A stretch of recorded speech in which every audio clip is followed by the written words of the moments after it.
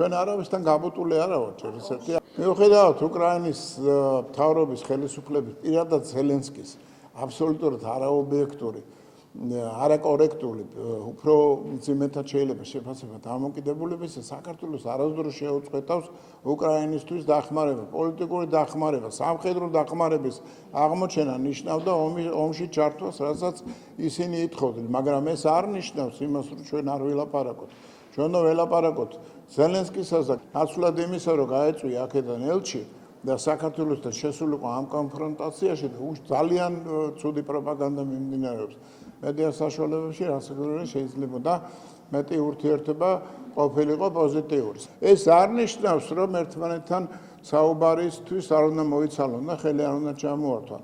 მსოფლიო პოლიტიკა მაგით ხასიათდება. დღევანდელი დღე იცვლება ხვალინდელით, რომელშიც შეიძლება აბსოლუტურად სხვა სტრატეგიული მიზნები და ხედვები ჩამოყალიბდეს. ჩვენ იმედი გვაქვს, რომ უკრაინასთან ურთიერთობები იქნება პოზიტიური.